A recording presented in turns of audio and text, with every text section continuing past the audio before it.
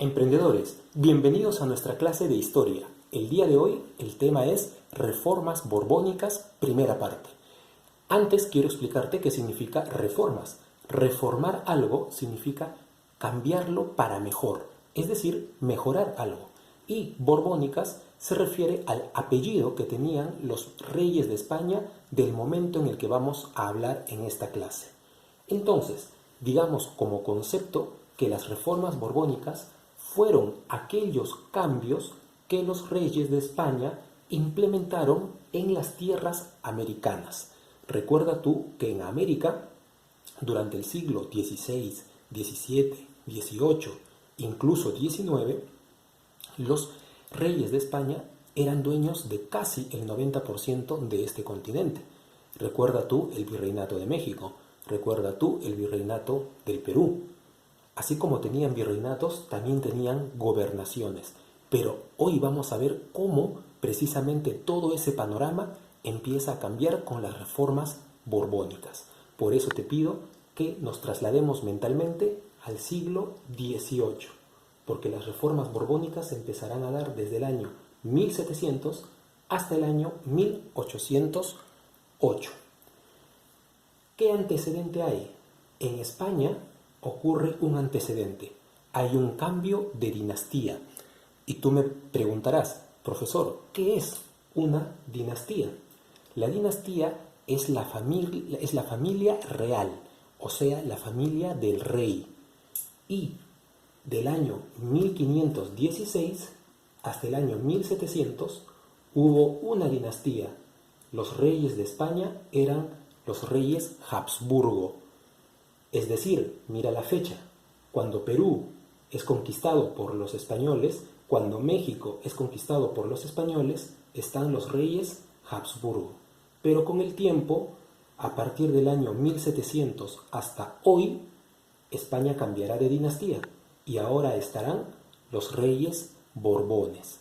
¿Qué sucedió? Sucedió que el último rey Habsburgo, llamado Carlos II, no pudo tener heredero. Por lo menos no pudo tener heredero directo, es decir, hijos. Por lo tanto, él, antes de morir, dejó varios testamentos, uno tras otro. Comenzó primero dejando como herencia a un familiar en Austria, luego a un familiar en los Países Bajos y luego dejó su herencia a un familiar en Francia.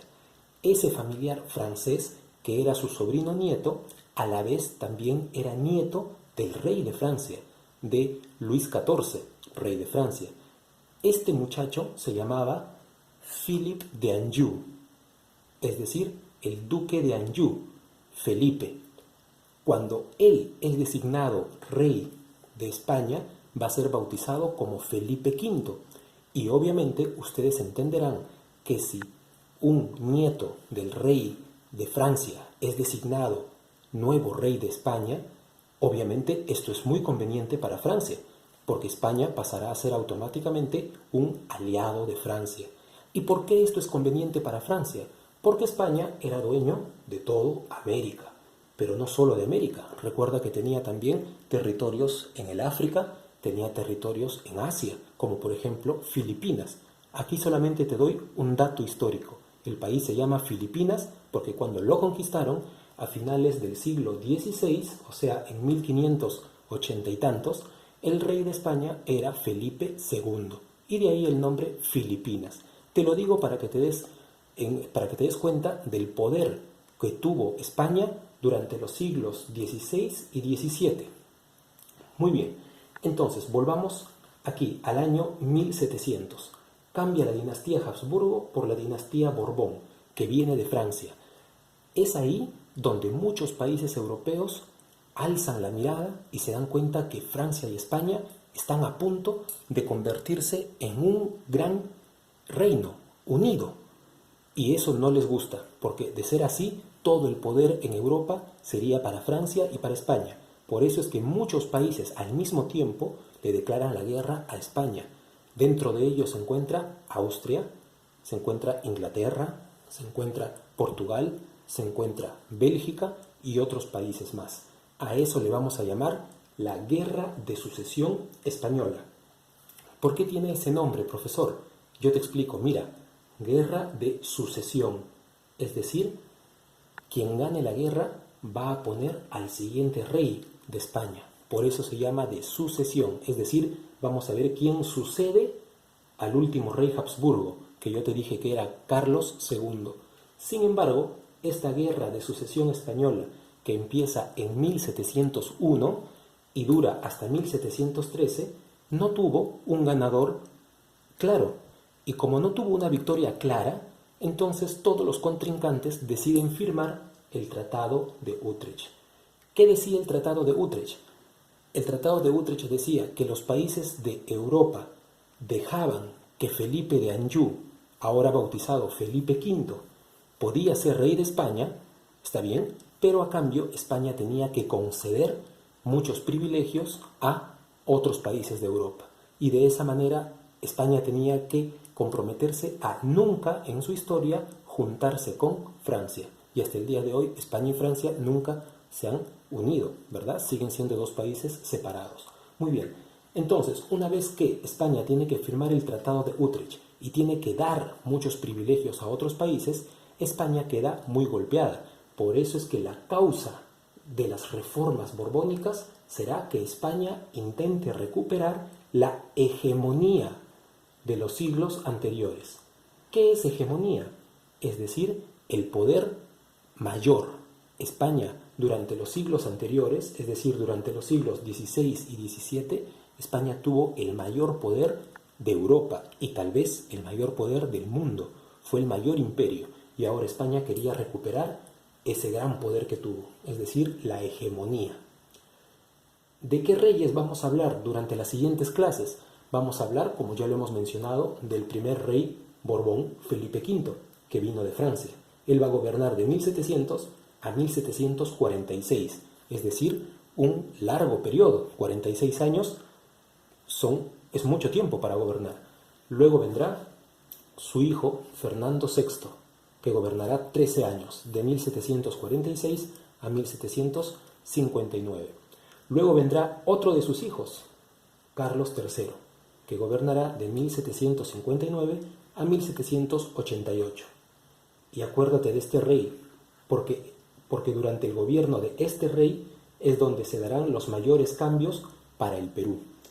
Y por último también hablaremos de Carlos IV, hijo de Carlos III, que gobernó durante los años 1788 a 1808, es decir, ya hasta el siglo XIX. Muy bien, te he pedido que te acuerdes de Carlos III, ¿verdad? Sí, ¿por qué? Porque con él, fíjate, se van a dar la mayoría de estos cambios, pero también con Carlos V. Ahora te explico.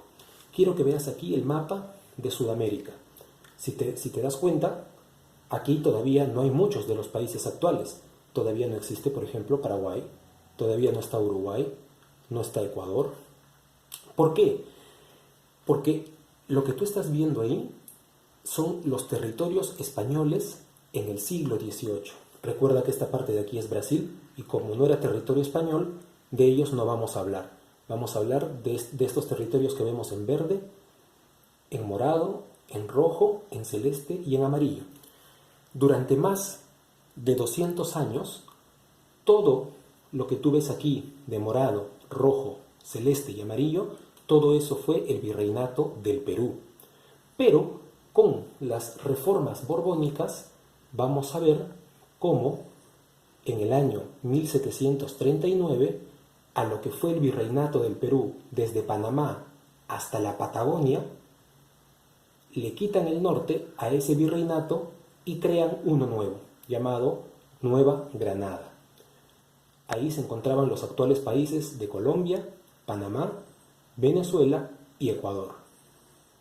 Luego, en el año 1776, así como le quitaron el norte al virreinato del Perú, le quitarán el sur y nacerá el virreinato del Río de la Plata, año 1776, teniendo dentro de su territorio a los actuales países de Argentina, Uruguay, Paraguay y Bolivia.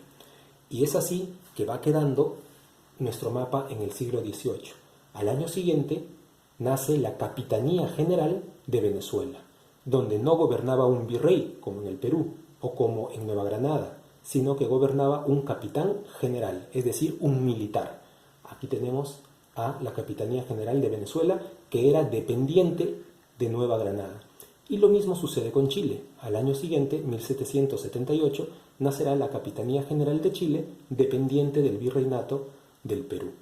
Y de esa manera vemos cómo poco a poco el mapa va teniendo, de alguna manera, similitud con el mapa actual. Yo te pido, por favor, que vayas al internet y me ayudes a explicar mejor este tema comparándolo con un mapa actual y además buscando mapas también del siglo XVIII para que veas cómo era antes de 1739 y cómo es después del siglo XIX hasta la actualidad. En la siguiente clase vamos a ver los diferentes tipos de reforma. Hoy hemos hablado de la reforma territorial, pero también hablaremos de la reforma administrativa o política, de las reformas económicas e incluso las reformas religiosas, porque las reformas borbónicas, alumno, alumna, intentaron cambiarlo todo. ¿Y por qué querían cambiarlo todo? Porque hasta cierto punto había esa desesperación. Recuerda, porque España quería recuperar su hegemonía, el poder que tuvo en algún momento de ser el mayor imperio del mundo. Muy bien, de esta manera espero que hayamos podido aprender un poco más sobre este tema y nos estemos encontrando en nuestro siguiente tema de libro. Los espero. Muchas gracias.